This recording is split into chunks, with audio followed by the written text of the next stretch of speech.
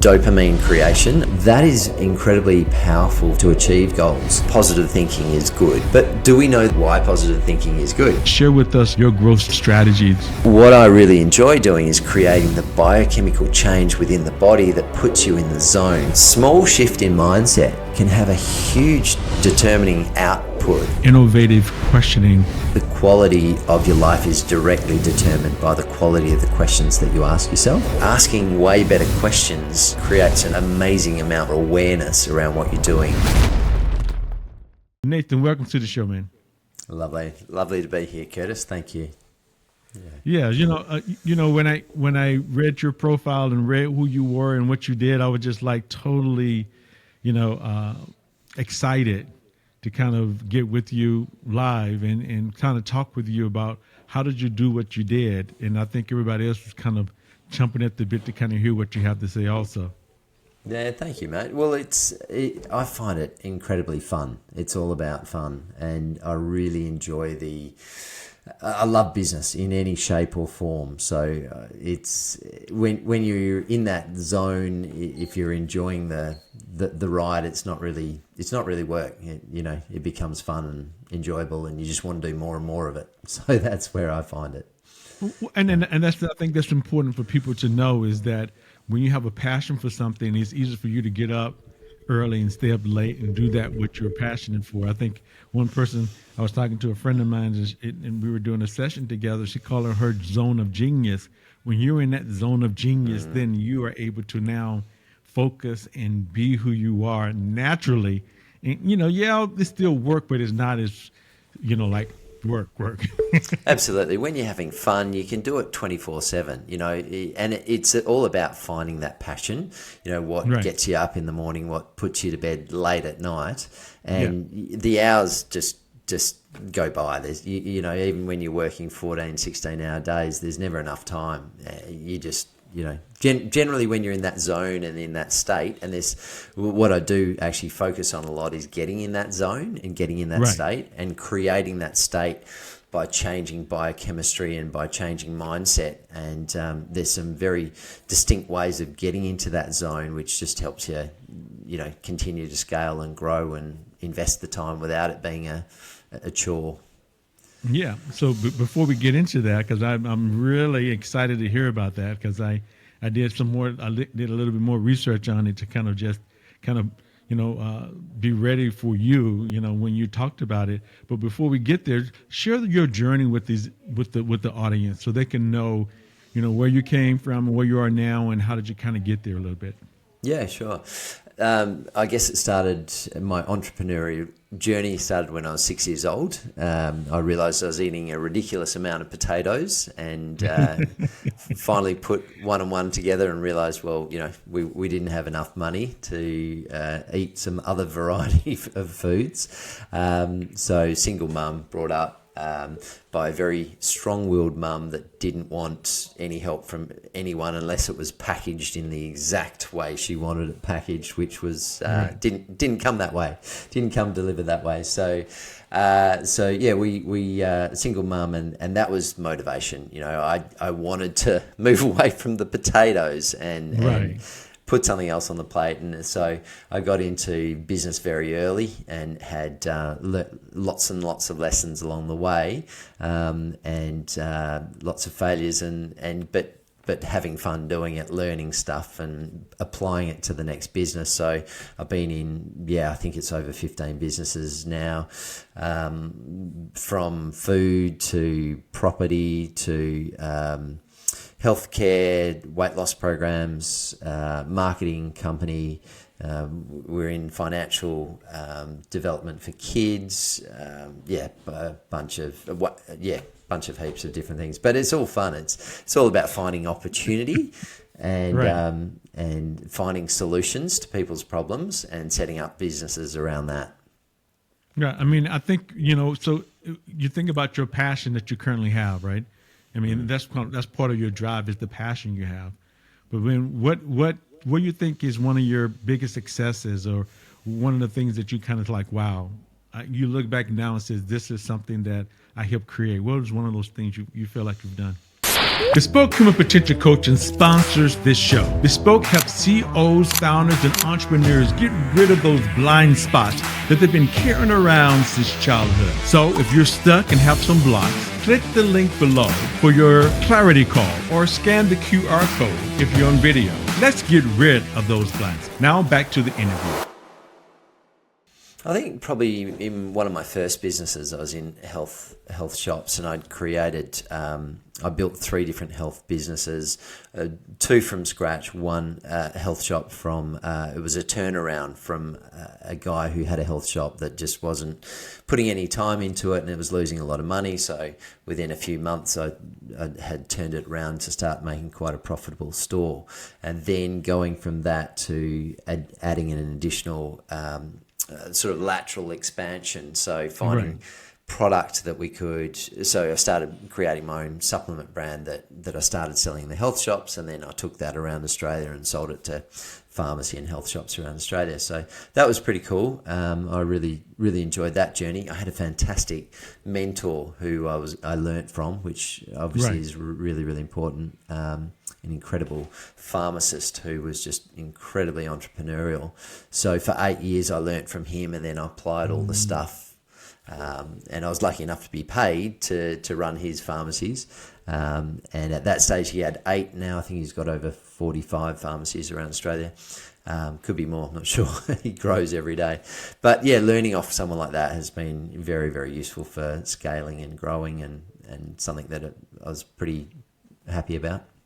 Yeah, I mean, and I think that's really important for most of us to understand, is that most of you guys I've spoken with, most have a mentor or someone that kind of helped them along the way. How important you feel like that is for you? How was important to that for you? Massively. When I look back across the businesses that have done well and the ones that have crashed and burned, which there certainly have been some, the ones that I've had direct relationships with people that have guided me have done way better than the ones that haven't. So, I think I look back and I've had 4 significant, I guess, mentors in different areas, different aspects of my life. One in retail, one in negotiation, one in learning negotiation and marketing and skill sets, and one in mindset, and one is a background in health. So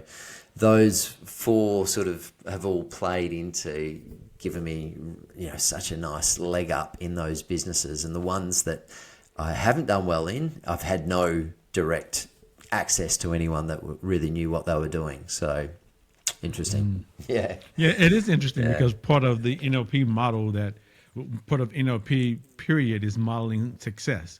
Meaning that if you want to be successful, you find somebody who's successful, you do what they do, and you can get there faster, quicker, and easier than if you were to try to figure it out on your own. I think what you're sharing with us now is part of your success was the fact that you were able to find those mentors and these individuals that kind of led you and guided you so that you had success faster, easier, and quicker, right?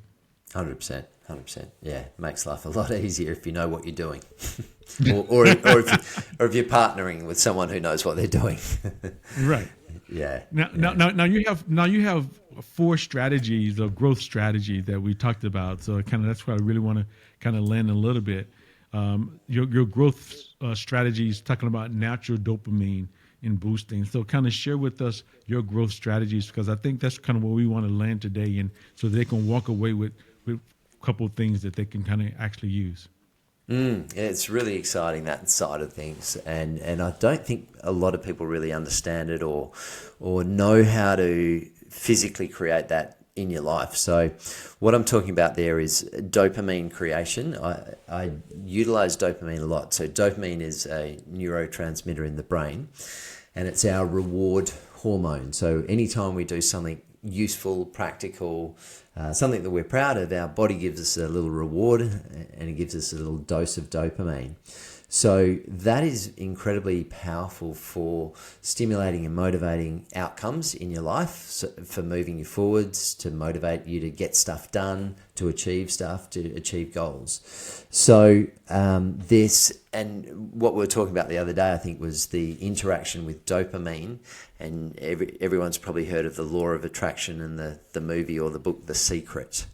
Right. So that's quite an esoteric sort of concept where you focus on what you want and you bring that into your life. Correct. Well, what I really enjoy doing is creating the biochemical change within the body that puts you in the zone to create more of the law of attraction, to integrate with the law of attraction. So there is actually a frequency of biochemical change that you can do with your body to put yourself into a state that can then bring on. Bespoke Human Potential Coaching sponsors this show. Bespoke helps CEOs, founders, and entrepreneurs get rid of those blind spots that they've been carrying around since childhood. So if you're stuck and have some blocks, click the link below for your clarity call or scan the QR code if you're on video. Let's get rid of those blinds. Now back to the interview. More of the good stuff and attracting more business outcomes, more sales, more all of the good stuff that you want to have when you're in business. So there's a direct correlation there. And what I love to do is teach people how you can actually stimulate dopamine to get more of that stuff in. So dopamine's had a good and a bad rap over the years. More lately, it's sort of got some negative connotations with social media and getting that quick hit, and recreational drugs. These sort of things all give you that quick little high, but the problem is, you crash down right after it. Yeah. So you feel good for a few minutes and then it's so. So the good news is you can actually stimulate dopamine in a really positive manner that will have a long-lasting effect, and you can get little hits of it throughout the day in a positive manner that keep you in a really high energetic frequency, that make you feel good, and that start, when you're feeling good, you just see you see the world completely differently. Oh, absolutely. Yeah. I mean, if you think about it, if you're feeling good, your perception totally change. It's like, it's almost like the old saying, do you see the glass half full or half empty? Well, if I'm not feeling good, shoot, it's half empty. If I'm feeling good, if I feel like something's going to happen good in my life, I'm going to look at it and say, no, it's half full. So yeah, I can see how that can actually change the perception of how we actually see the world. So you're talking about the dopamine boosting and mindset stacking. Is that a part of the natural dopamine, or is that a part of your process? They're all related. So there's physical things you can do to stimulate your dopamine, and there's mindset changes that you can also use to stimulate dopamine. Right. So just basically and very quickly, the dopamine stimulating factors include things like exercise. Right. So exercise, we all know, is good for us, but why is it good for us? Apart from keeping us fit, it actually is a fantastic stimulant of dopamine. And after and during exercise, we produce all these endorphins that kill pain. So when you're running away from the tiger back in the day in the jungle, you could push through any discomfort or pain because you needed that hormone to keep you alive, to get you the heck out of there. So that's what it does. When we exercise, we stimulate this dopamine and a bunch of other neurotransmitters, but that makes you feel good. Things like exercise, like music, uplifting music is fantastic. Stimulates more endorphins, puts you in a good zone. Things like ketogenic diets are really good, and that's one of the businesses I run. And going into ketosis it mimics a fasting state. So your body thinks it's fasting. And when we're in that fasting zone, also we have more dopamine in the body, so you feel good. Things like cold baths or ice baths or cold showers. You're cringing there, Curtis. Yeah. I think I told you before, right at Christmas last year, just so happened on the day before Christmas, no plumber can come out. Obviously, the hot water heater goes out. And when the hot water heater went out, guess what? No hot water. And I'm telling you, to try to take a cold shower, not fun for me at all. And being an athlete, we used to have to take cold plunges and put our feet in cold ice water and stuff like that. That was not one of my fun things to do. So you're saying that, so you have to look at, I'll have to look at exercise I don't mind doing. I don't mind listening to music, but that cold, man, that's something different, man. That's all right. All right. You can find enough other ways other than jumping in that cold shower. There's more comfortable ways of stimulating dopamine. There's a bunch of those. So those physical changes that we can do to our body are really good for getting us in the zone of dopamine. When that cup is half full, we're in a totally different mindset and we have a totally different ability to attract good opportunities into our life because we just see them better. We just see those opportunities where when you're in that negative mindset, you're feeling down, depressed, anxious, there's nothing. The body's in that survival mode, not in that thrive mode. So for business, it's really useful for getting into dopamine. The other thing you mentioned is the mindset stacking. Really interesting. They did a study. I'm one of the businesses I'm involved in is in weight loss, and they did a study and they measured the oxytocin levels of two ladies. Oxytocin's another neurotransmitter in the brain, stimulated really in large amounts when you're a baby and you come into the world, and it makes you feel warm and comfortable. It's that sort of safety hormone.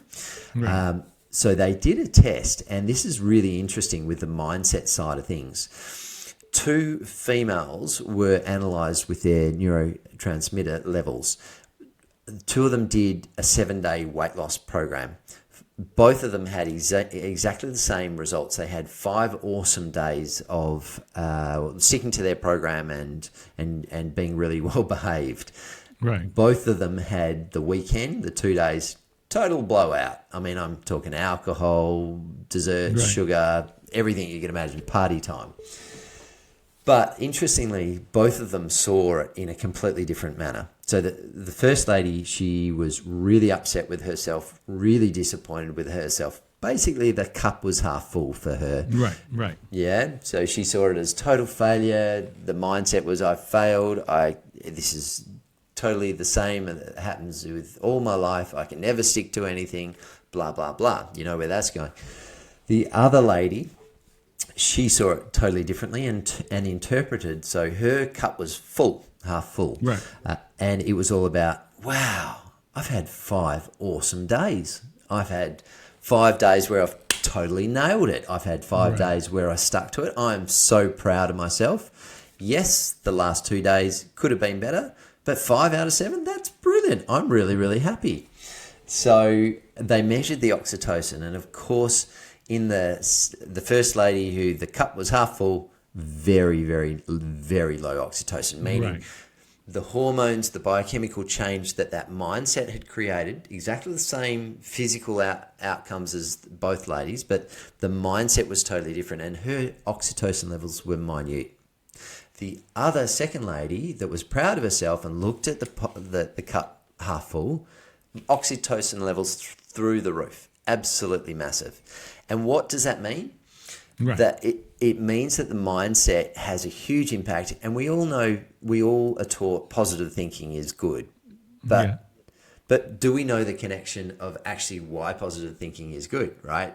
The fact is that lady with high oxytocin felt good, felt warm, felt safe about what she was doing, and that motivated her to go on to have the next week phenomenal results. 7 days of absolute awesomeness.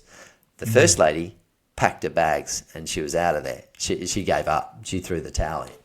So that small shift in mindset can have a huge determining output on our biochemical change and what follows in our motivational levels and our follow through to successfully complete additional things that we then further rewarded with through the likes of dopamine.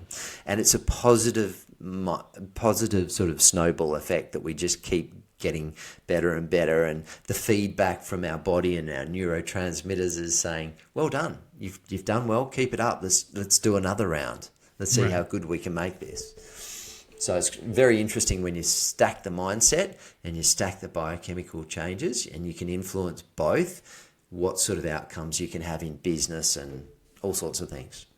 Oh, absolutely. Well, obviously, being a mindset expert, I might do it a little bit different, but that's so important that I, show my clients how to put themselves mentally in those situations. And I do a lot of other tools to get there, but it doesn't matter how you get there as long as you get there. So I appreciate the fact that how you help individuals get there is really most important. Now, you also, I guess that's where the biochemical optimization comes in at, when these two things meet, the mindset and the dopamine boosting kind of meet together. Now you have this optimization where a person can actually stick to their objective longer if they didn't have these things, correct? Yeah, so that certainly helps, and I think we were talking a bit about this the other day. But what happens is when you get that positive feedback cycle, yes, it is a really useful. The biochemical change is a really useful way of keeping you to a program or a habit or a successful outcome. The other way you can do is minimizing change by substitution. So, for example, when we were talking about this, but when you're in ketosis, some people find it very hard to stick to a keto diet. One of the big things is making massive habitual change. So when we're saying, okay, you've got to cut out sugar, you've got to cut out bread, rice, pasta, potatoes, all the good stuff, alcohol, fruit. So it's massive change, and it's a physical habitual change that your body has to go through. So if we can minimize the physical action, repetitive habits, and just quickly substitute other foods that have similar flavors, that give you your sandwiches, that give you whatever your habits are used to doing, then it makes it also a little bit easier to stick to the program as well when you're doing it. Yeah, and like you said before, because I know on a mindset level, if I change too much in one time, I'm gonna have mental overload, and I'm more likely to obviously. What happens in my point of view, they go into trance, and when they go into trance, it's like, oh my God, fight or flight. Well, you go back to the saber-toothed tiger type feeling. If I'm in fight or flight, then I'm not in a mental situation where I can actually have great results. And so my job as a coach, as a mindset coach, is to help you stay in that parasympathetic nervous system is activated, where the growth and where the feel good and your immune system is working at its full capacity. So I can see that actually working together on a different point of view. Really good. 100%. Yeah. I think we're tackling it from two different angles and arriving at the same thing. And yeah, absolutely. Yeah, but that's important. But I want individuals to know that what you're doing is special because of the fact that. And I want people to understand that there's more than one way to actually get to the results that you want.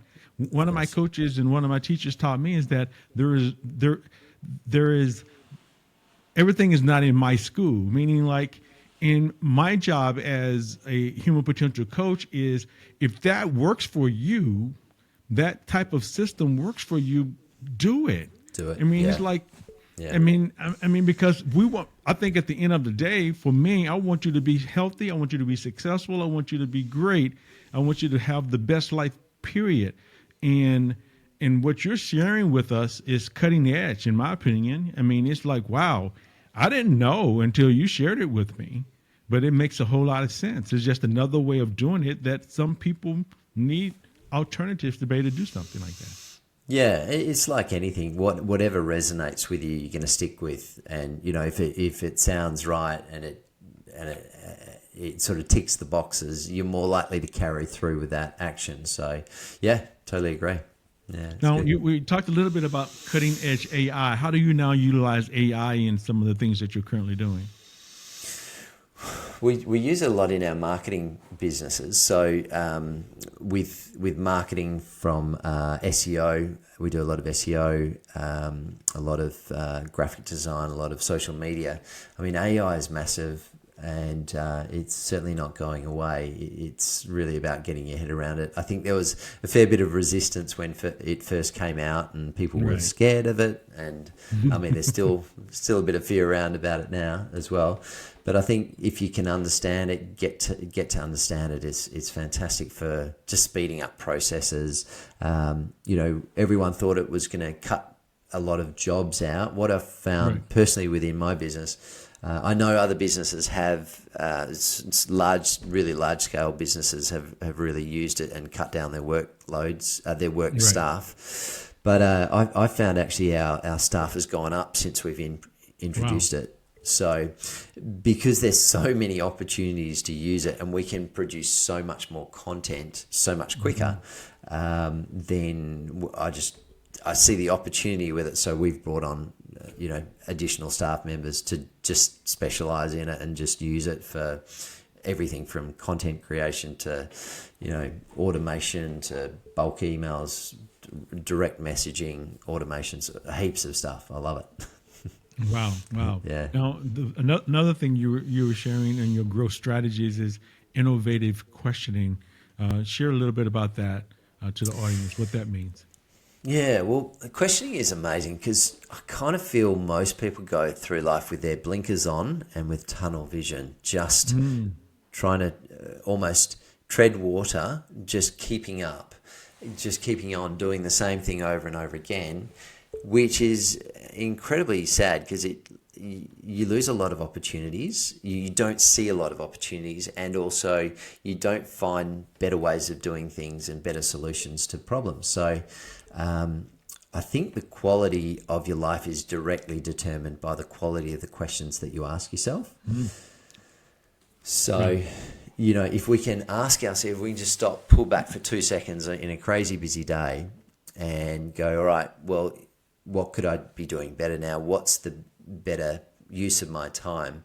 The old adage of 80-20 rule, you spend most of your profits come from 20% of your time that you're spending. 80% is kind of wasted. But so asking way better questions just creates an amazing amount more awareness around what you're doing, and it can fast track a lot of problems. It can cut out a lot of problems as well. You can avoid them by just simply asking yourself really good questions about everything that you're doing. Yeah, I'm totally agreeing with that. And that's one of the things that, and I try to share with people, when you are in a state of discomfort, sadness, grief, anger, the best question is to ask a what question and not a why question. Why question is basically allows your subconscious to go and find every reason why that didn't work or shouldn't work and all that. But I like the questions that you were asking, the what questions. What can I do different? What is it that I need right now in order to feel better? So these what questions or innovative questioning is really powerful way to kind of help you move yourself back into that optimal state that you even talked about earlier, which is good. And then the last one I really want you to because you're a special guy, dude. I mean, you are really special in what you've done. And one of the things you mentioned at the top of the show was passion, and passion for building and problem solving business or solving challenges or problems that other people have. Share with the audience a little bit more about that passion that they I feel like must have in order to kind of make it big. What's your thoughts about that? Yeah, well, I guess, again, a lot of people go through life with the blinkers on and not finding what they're passionate about and not finding the why behind what we're doing. And, for too long, even in my life, I did stuff that I wasn't passionate about, wasn't 100% into. I've always done stuff that I've had an interest in. I've never, ever done stuff that bored me or I just can't stick with something if I'm bored with it, or just for the sake of making money. That was never never on the radar. I have to enjoy something. And I think if people do that, if they find what they're really, really passionate about, and again, most of us wouldn't have a freaking clue. We just go through life on on autopilot, and we don't stop and go, well, what do I like? Because if you ask that question, I think most people struggle with actually understanding what they like.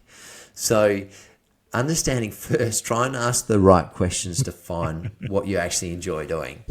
Right. You know, it's a massive part of this, the problem solving is hang on a sec, what do I really love? Even taking money out of it, totally out of it initially, what would keep me up all night and get me out of bed really early? What would I do that I absolutely love, that I could do 24/7, that I could, I mean, like me now, I'm talking to you about business and I love it. And I could, you can't shut me up. I'll just rattle on and on and on about that. But the moment it comes to like socializing, like I'm not a good socializer. If I go to a party and I have to talk about crap, like, how's the weather today? Oh my God, get me out of there. It has, it has no excitement whatsoever. So I'm the same way. If I'm in a party or something, but they're still talking about, challenges and how to overcome things and how to become better and all this, man, I can go all night on that stuff, all day and all night, because I love doing it. That's what I have a passion of doing. So how can people get in touch with you, Nate? Yeah, off the website, nathanbaws.com, or LinkedIn, you can reach me. We do stuff like, as I say, I love talking about business. So we run a monthly little network, free, that anyone can join and bring their business challenges. Anything related to growth, you're welcome to, hang out and chat, because we just love finding solutions to help people grow their businesses. Wow, that's beautiful, man. That's nice. So what last thing would you like to leave with the audience, man? I think finding your passion, as we touched on, really good, because if you're excited about what you do, your dopamine levels are higher, you're more motivated to stick to it. Understanding your purpose will always come off the back of passion. For way too long, I was trying to work out what my purpose was in life, and I knew I had to have this altruistic, amazing purpose, but purpose comes, I think, when you flip the scenario, find what you're really, really passionate about first, and then you can create a purpose off the back of that, and it makes it a lot easier to do that way. So yeah, just love what you do, and try and find what you love doing. Man, like Nathan, number one, I'd like to thank you, man, for stopping by and spending time with the audience and sharing all those great antidotes and reasons and all the things that you shared today. And I love the last thing you shared with, you find what you're passionate about and then your purpose will follow. And that makes so much sense. I've never thought about it like that. And so in the future, if you hear me talking about that, I might, Nathan, say, hey, yeah, I got this from Nathan Baws. Then Claim it as your own. It's going to be a criticism all over. Yeah, well, it suddenly occurred to me that we were doing it all wrong with the purpose, and everyone's trying to find this first without knowing what you're passionate about. But it's way easier doing it the other way around. Yeah. Wow. Like I said, man, thank you for being on the show today. Pleasure. Thanks, mate. Yeah, and we'd also like to thank everybody for listening and staying with us. And if you're watching, thank you for watching. Remember, guys, true success comes from embracing the legit mindset. That's learning, growing, expanding, and transforming every day. Now, if this episode kind of resonates with you, you really need a breakthrough from a blind spot or something holding you back, or you want more information about dopamine, I want you to hit up Nathan and his site and share with him your ideas. And then if you have a blind spot that I can help and support you with, just click on the link below and let's have a clarity call and kind of schedule it out so that we can help you unlock your full potential. My name is Curtis Mccullom. Make it a great day. And please don't forget to like, subscribe, and share the show. Thanks, Curtis.